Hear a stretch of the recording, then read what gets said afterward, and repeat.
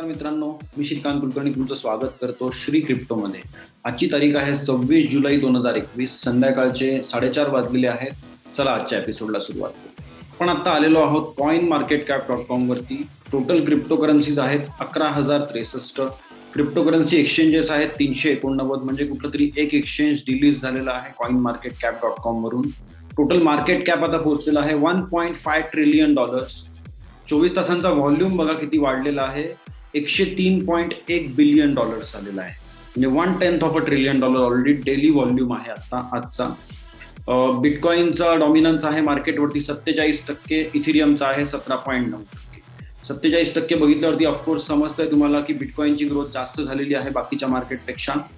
Total market cap $1.54 trillion आणि 9.93%, 9.93% growth झालेली आहे 24 तासांमध्ये ओव्हरऑल सगळ्या मार्केटची मिळून. टॉप 10 क्रिप्टो करन्सीज आपण पटापट चेक करूया.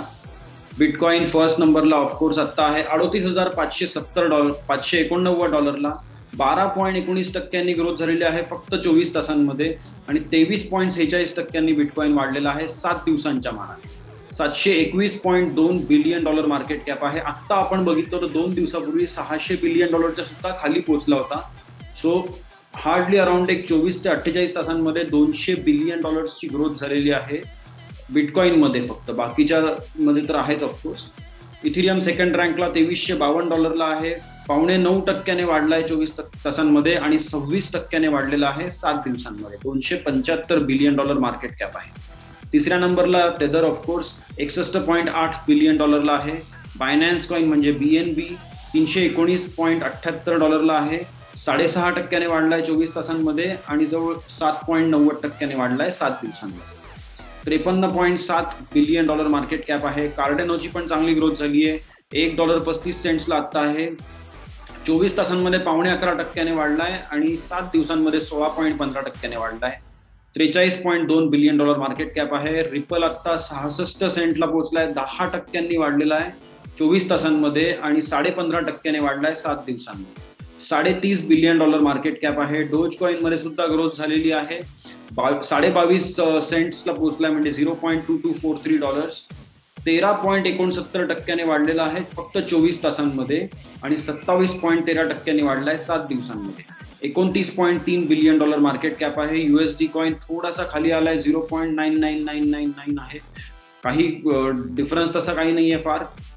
$27.1 बिलियन मार्केट कॅप आहे. पोल्काडॉट 9व्या नंबरवरती $14.8, 9.61% वाढलाय 24 तासांमध्ये आणि जवळजवळ 23% वाढलेला आहे 7 दिवसांमध्ये. $14.4 बिलियन मार्केट कॅप आहे. BUSD म्हणजे बायनान्सचा USD कॉइन जो आहे तो आहे $1 बरोबर $11.849 बिलियन मार्केट कॅप आहे. टॉप 10 आपले बघून झालेले आहेत. आपण आता वळूया coinmarketcap.com मधल्या मुख्य बातम्यांकडे. आणि पहिलीच बातमी सगळीकडे तुम्हाला जी दिसेल की बिटकॉइनची ग्रोथ झालेली आहे गेल्या 24 तासांमध्ये किंवा काही तासांमध्ये तो जवळजवळ 15% वाढलेला आहे 3 तासात असं यांचं म्हणणं आहे. तर ही न्यूज पण आपण चेक करूयातच ऑफकोर्स. पण मेन जे आता डिफरन्स दिसतो आहे सगळा तो म्हणजे प्राइस मध्येच दिसतोय. आतापर्यंत नुसत्या बातम्या येत होत्या की असं चांगलं घडतंय तसं चांगलं घडतंय, पण काहीही प्राइस मुवमेंट आपल्याला काही सापडत नव्हती, पण ती आता दिसते आहे. गेल्या 24 तासांमध्ये बऱ्यापैकी ग्रोथ झालेली आहे. आपण आता 15% वाढला 3 तासांमध्ये फक्त. ओके, ऑलमोस्ट $40,000 टच करून परत खाली आलेला आहे $38,000 आसपास. सो जे लोक वाट बघत होते त्यांच्यासाठी आता ही चांगली बातमी आहे की पॉझिटिव्हिटीकडे थोडंसं आपण आता वळलेलो आहे. अजून असं म्हणू शकत नाही की प्रॉपर ग्रोथ होतीये, कारण $67,000 किंवा $65,000 किंवा मग $66,000 पर्यंत जाऊन आलेला आहे बिटकॉइन. तिथून आपण 34,000, 30,000, 29,000 मध्ये खेळत होतो आणि तिथून आता परत आपण एक $38,000-39,000 दिशेने वाटचाल झाली. आता इथून पुढे कसं जातो, ग्रोथ होते, ती बघण्यासारखी गोष्ट आहे. Amazon plans to accept Bitcoin payments this year, claims insider. He news आहे ज्याच्यामुळे मार्केटमध्ये एवढी ग्रोथ झालेली आहे. एका न्यूजमुळे अख्खं मार्केट जवळजवळ 10% ग्रो झालेलं आहे. सो Amazon हा मोठा ई कॉमर्स जायंट आहे, मल्टिपल सर्व्हिसेस आहेत, वेगवेगळ्या डोमेनमध्ये काम करतात आणि अशा कंपन्यांना जर बिटकॉइन किंवा इतर क्रिप्टो करन्सी जर त्यांनी ऍक्सेप्ट करायला सुरुवात केली किंवा स्वतःची क्रिप्टो करन्सी जर लॉन्च केली तर ऑफकोर्स त्यांचे प्लॅटफॉर्म्सवरती जे काही पेमेंटमध्ये त्यांना जे काही प्रॉब्लेम येतात किंवा जे काही डिले होतात, जेही काही रेग्युलेटरी कन्सर्न्स आहेत, लीगल कन्सर्न्स आहेत, कॉन्फ्लिक्ट ऑफ इंटरेस्ट आहेत, या सगळ्यांपासून त्यांना बऱ्यापैकी याच्यामध्ये खूप खर्च होतो त्यांचा, बरीचशी एनर्जी वाया जाते, वेळ वाया जातो. तर त्यासाठी जर त्यांनी क्रिप्टो पेमेंट जर ऍक्सेप्ट करायला सुरुवात केली किंवा स्वतःची क्रिप्टो करन्सी सुद्धा लॉन्च केली, प्लस बाकीच्या जायंट क्रिप्टो करन्सीज आहेत त्या ऍक्सेप्ट करायला सुरुवात केली, तर ऑफकोर्स त्यांना खूप फायदा आहे. आणि याचा अभ्यास सगळे टेक जायंट्स आधीपासून करतायत. आणि आता अमेझॉनने नंबर लावलेला आहे याच्यामध्ये. लवकरच या वर्षाच्या शेवटपर्यंत आय थिंक बिटकॉइन वगैरे ऍक्सेप्ट व्हायला सुरुवात होईल. आणि त्या इन्सायडरचं क्लिअर कट म्हणणं आहे, this project is pretty much ready to roll. म्हणजे एव्हरीथिंग इज रेडी, फक्त आता अनाउन्समेंट्स करून ऍक्सेप्ट करायची सुरुवात आहे, गरज आहे ती, आणि लवकरच होईल असं वाटतंय. Top 5 crypto currencies to watch this week. तर मला प्रत्येक वेळी रेग्युलरली वेगवेगळ्या प्लॅटफॉर्मवरती मेसेजेस येत असतात. इव्हन माझ्या जवळच्यांचे पण मेसेज असतात की आता या आठवड्यामध्ये मी काय घेऊ, या महिन्यामध्ये काय घेऊ, किंवा या वर्षामध्ये काय घेऊ. तर मी ऍक्च्युली या शॉर्ट टर्मसाठी मी काही सजेशन्स देत नाही सहसा. पण तुमच्यापैकी कोणाला जर अभ्यास करायचा असेल तर हे आर्टिकल आहे, हे तुम्ही नक्की वाचा. कॉइन टेलिग्राफ वरती आहे available. Bitcoin, Ethereum, I think internet, this is I think बघायला लागेल, एक सेकंड थांबा. ICPचा लॉंग फॉर्मच नेमका मी विसरलोय. ICP इज इंटरनेट कम्प्युटर, आणि त्याची पण प्राइस बऱ्यापैकी कमी झालेली आहे. बरेचसे ॲसेट्स आहेत जे सगळे निगेटिव्हिटीमध्ये आहेत आत्ता.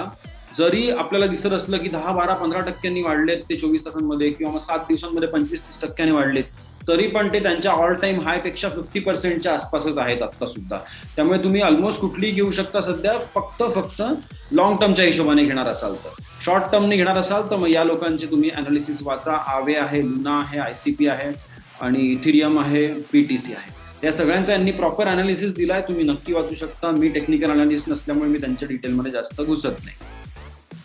FTX reduces max leverage from 101x to 20x to encourage responsible trading.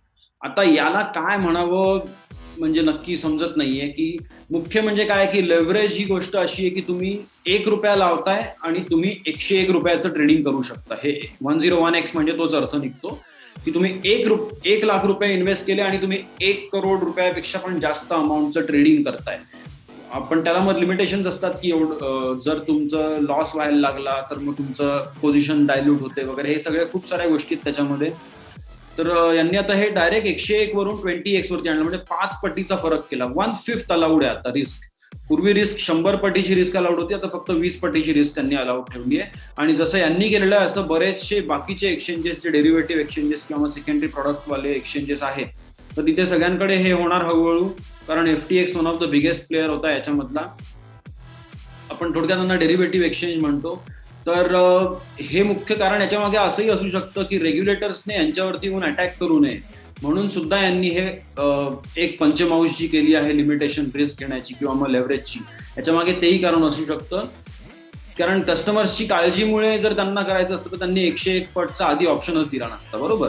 तर ती एक गोष्ट की रेग्युलेटर्सची भीती वाटून त्यांनी हे केलेलं आहे.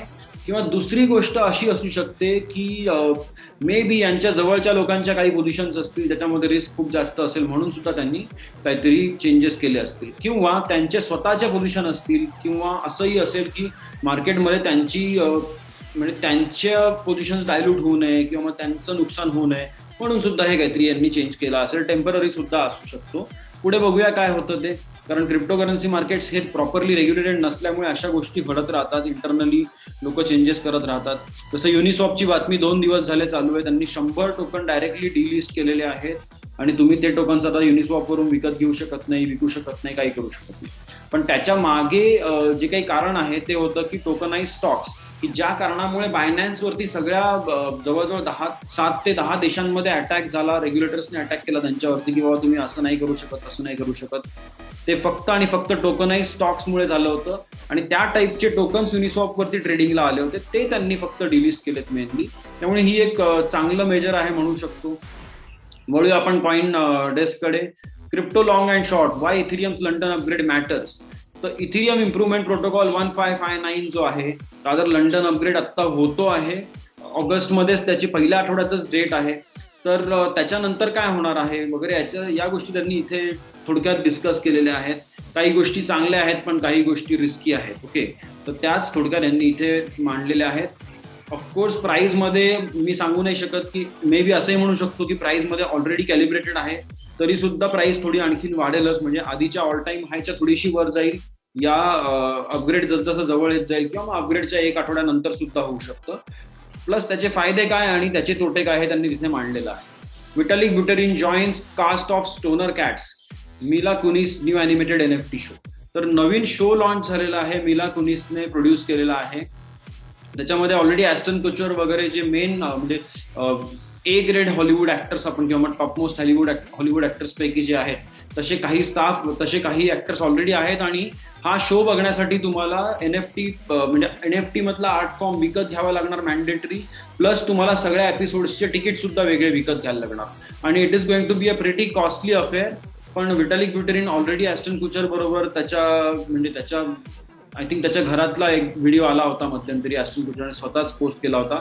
सो VIP लेवलच्या लोकांबरोबर त्यांचं उठणं बसणं असणारच, कारण जगातल्या सेकंड क्रिप्टोकरन्सीचे तुम्ही जर फाउंडर असाल तर तुम्हाला त्या टाईपचे लोक कधी ना कधी भेटणारच आणि तुम्हाला ते त्यांच्या कामांमध्ये पण इन्व्हॉल्व्ह करणार. तर तेच आता इथे होतंय. आपण पुढच्या न्यूजकडे वळूया. व्हॉट अ गोरी new horror film teaches us about financial censorship. Sensor नावाचा आय थिंक मूवी आलेला आहे आणि त्याच्यामध्ये जे काही दाखवलं आहे तर त्या गोष्टीबद्दल यांचं ओपिनियन मांडलंय की स्टेबल कॉइन्सला किंवा क्रिप्टोकरन्सीजला किंवा क्रिप्टोकरन्सी एक्सचेंजेसला तुम्ही सेन्सर करण्याचा प्रयत्न कराल, रेग्युलेट करायचा प्रयत्न कराल फोर्सफुली, तर ते नीट रेग्युलेट होणारी गोष्ट नाहीये, कारण डिसेंट्रलाइज फायनान्स इथे अस्तित्वात आहे ऑलरेडी. बऱ्याचशा क्रिप्टोकरन्सीज किंवा जे मेन क्रिप्टोकरन्सीज आहेत त्या टोटली डिसेंट्रलाइज आहेत. There is no central core for you to go and attack. तुम्हाला रेग्युलेट करण्यासाठी तिथे काही सेंट्रल कंपनीच नाहीये कुठली, तर तुम्ही रेग्युलेट काय करणार, बरोबर. त्यामुळे मग तुम्ही थोडंसं रेग्युलेटर्सने घाई गडबड न करता थोडासा अभ्यास करून, थोडासा पद्धतशीरपणे गव्हर्नमेंटशी निगोशिएट करून, थोडंसं एक्सचेंजेसची निगोशिएट करून, कुठले चांगले डेव्हलपर्स असतील, कोणी चांगले इन्फ्लुएन्सर्स असतील त्यांच्याशी बोलून मग पुढचा डिसिजन घ्यावा आणि मग ठरवावं की याला कसं रेग्युलेट करायचंय, किती टक्के टॅक्स लावायचा वगैरे, ते नंतर बघावं. हे थोडक्यात त्याच्यामध्ये त्यांनी दिलेलं आहे. ही पण तीच बातमी आहे. थोडक्यात इथे काय म्हटलंय, bitcoin breaks back about $39,000 in a largest single daily gain in 6 weeks. तर 1.5 महिन्यामध्ये फास्टेस्ट ग्रोथ आजच्या दिवशी झालेली आहे. रादर आज सकाळ पहाटेपासून झालेली, आत्ता नाही म्हणू शकत, पण एका दिवसात आय थिंक जवळजवळ वाढलेला आहे, 12-15% वाढलेला आहे आणि चांगलीच गोष्ट आहे शेवटी. तर त्याचंच वेगवेगळ्या ठिकाणी अनालिसिस झालेलं आहे आणि इथे सुद्धा तेच म्हटलंय की there is an unconfirmed report, Amazon is looking to accept bitcoin payments by the end of the year. तर त्या गोष्टीमुळे इथे ग्रोथ झाली असं परत म्हणू शकतो. Kubernetes clusters used to mine Monero by attackers. तर हॅकर्सने कुबरनेट्सचा मध्ये एक त्यांनी आयडेंटिफाय केला होता प्रॉब्लेम किंवा मग एक अटॅक करण्याचा मार्ग आयडेंटिफाय केला आणि त्या क्लस्टर्सला अशा प्रकारे प्रोग्राम केलं की त्याच्यामध्ये त्यांनी मोनेरोचं मायनिंगचे कंटेनर्स क्रिएट करून शेवटी त्यांनी मायनिंग करून घेतलं दुसऱ्यांच्या वेबसाईट्सवरून, दुसऱ्यांच्या सर्व्हर वापरून. तर हे प्रॉब्लेमॅटिक असू शकतं लॉंग टर्ममध्ये आणि याच्याकडे लोकांनी खरंच लक्ष दिलं पाहिजे सेफ्टीसाठी. तर मे बी कुबरनेट्स काहीतरी याच्यासाठी अपग्रेड लॉन्च करेल, बघू पुढे काय होतं ते. Tesla Q2 2021 earnings call shed light on its bitcoin holdings. आता 2021चा सेकंड क्वार्टरचा अर्निंग्स कॉल टेस्लाचा होणार आहे. आय थिंक काहीतरी 4 की 5 तासांनंतर, म्हणजे इंडियन टाइमनुसार 8 किंवा मग 9 वाजता रात्री आहे बहुधा तो. तुम्ही युट्यूबवरती लाईव्ह चेक करू शकता. तर त्याच्यामध्ये प्रॉपरली डिस्क्लोज होईल की नक्की टेस्लाकडे किती बिटकॉइन आहेत, नवीन कधी घेतले किंवा मग आणखी नवीन घेतलेत का, किंवा मग ते जुने विकलेत, किती विकलेत, किंवा मग पुढे प्लॅन काय आहे या पुढच्या क्वार्टरमध्ये किंवा पुढच्या वर्षांमध्ये येणाऱ्या. आणि त्याच्यानुसार सुद्धा आणखीन मार्केट पुढे ग्रोथ होऊ शकते. जर आता 4-5 तासानंतर जो कॉल आहे त्याच्यामध्ये जर यांनी सांगितलं की आम्ही आणखीन $1 बिलियन बिटकॉइन घेतलेत किंवा मग आणखीन घेणार आहोत किंवा मग आम्ही जास्त विकणार नाही आहोत पुढचे 2 वर्ष, तर अशा चांगल्या न्यूज जर आल्या आता टेस्लाच्या या कॉलमध्ये तर आणखीन पुढची ग्रोथ होण्याची दाट शक्यता आहे. सो बिटकॉइन मार्केटकडे तुम्ही जरा बारीक लक्ष द्या आणि या टेस्लाच्या कॉलकडे पण आपण लक्ष द्यायला पाहिजे. ही तीच बातमी आहे. 100x वरून 20x वरती घेऊन गेलेले आहेत लेव्हरेज लिमिट FTX. पुढच्या बातमीकडे वळूया. Analyst Jim Cramer calls Ethereum the pied piper of crypto but won't add to his position. आता हे जे आहेत हे मोठे अॅनालिस्ट आहेत आणि यांनी बिटकॉइन मध्ये आधी पोझिशन घेतली होती चांगली, पण नंतर त्यांचा इथिरियमचा अभ्यास झाल्यावरती त्यांनी ती पोझिशन इथिरियम मध्ये वळवली. म्हणजे जेवढे बिटकॉइन घेतले होते तसेच सिमिलर अमाऊंट त्यांनी तिकडून विकून इथिरियम मध्ये विकत घेतली. आणि आता कंडिशन अशी आहे, ते म्हणतात की Ethereum is amazing, Ethereum is the is more than currency, किंवा मग Ethereum is more likely to be a currency, but I won't add to my position. म्हणजे तो आणखीन ते घेणार नाहीये, थोडक्यात एवढं त्यांचं म्हणणं आहे. लास्ट बातमीकडे वळूया. Portfolio strategist expects Cardano to become mainstream cryptocurrency alongside bitcoin आणि आता ही बातमी कधीपासून मला अपेक्षित होती, पण आत्ता आलेली आहे. कार्डेनोचे चांगले ऑप्शन्स आहेत, सगळं चांगलं आहे. कार्डेनो टॉप क्रिप्टोकरन्सीज पैकी एक ऑलरेडी गणतीमध्ये येतो, पण तरी पण शेवटी काय होतं, जेव्हा मोजमाप सुरू होतं किंवा जेव्हा विकत घ्यायची वेळ येते, ट्रेडिंग करायची वेळ येते, तेव्हा लोक बिटकॉइन आणि इथिरियमलाच सगळ्यात जास्त प्राधान्य देतात. पण आता कार्डेनो आपण बघू शकतो 5व्या नंबरवरती येऊन बसलेला आहे. आणि इथे तुम्ही जर बघितलं तर 12.5% वाढला आहे बिटकॉइन, 8.5% वाढला इथिरियम, आणि कार्डेनो वाढलेला आहे 10.5%, 10.15% जवळ. ओके, आणि तुम्ही 7 दिवसांचं चेक केलं तर 7 दिवसांच्या मनाने हे दोघं 20-25% वाढलेले आहेत, बिटकॉइन आणि इथिरियम, आणि कार्डेनो मात्र 15% वाढलेला आहे. तर हे जे काही कोरिलेशन दिसतंय, जसं बिटकॉइन इथिरियम एकत्र चालत होते आतापर्यंत, थोडा जरा डिफरन्स यायला लागलाय आता, आणि कार्डेनो मात्र बिटकॉइनच्या जवळपासच दिसायला लागलाय, किंवा बिटकॉइन आणि इथिरियमच्या मध्यभागी कुठेतरी त्याच्या मुवमेंट्स आहेत. तर याचा थोडक्यात अर्थ यांनी असा काढलेला आहे हळूहळू की कार्डेनो मेन स्ट्रीम क्रिप्टोकरन्सी बनणार आहे, जी आय थिंक ऑलरेडी बनलेली आहे. टॉप 5 मध्ये जर तुमची क्रिप्टोकरन्सी आहे कुठलीही, तर आणखीन त्याच्यापेक्षा मोठा आपण काही अपेक्षा ठेवू शकत नाही. ओके, तर एक काम करूया, आता फक्त आजच्या एपिसोडला पूर्णविराम देण्याच्या आधी फक्त मी 1 सेकंडसाठी इथे रिफ्रेश करतो coinmarketcap.com आणि सांगतो की काय प्राइस आहे. तर आजची तारीख आहे 26 जुलै 2021, संध्याकाळचे 4:47 झालेले आहेत, आणि यावेळी बिटकॉइन आता आहे $38,560, जवळजवळ 12% ग्रोथ झालेली आहे 24 तासांमध्ये. मी श्रीकांत कुलकर्णी तुमचा निरोप घेतो श्री क्रिप्टोमधून आजच्या दिवसापुरता. उद्याच्या एपिसोडमध्ये पुन्हा भेटूया नवीन बातम्या घेऊन, नवीन ग्रोथ स्टोरीज घेऊन आणि नवीन क्रिप्टो मार्केटचं अपडेट घेऊन. तोपर्यंत buy the dips and hoard. Bye guys.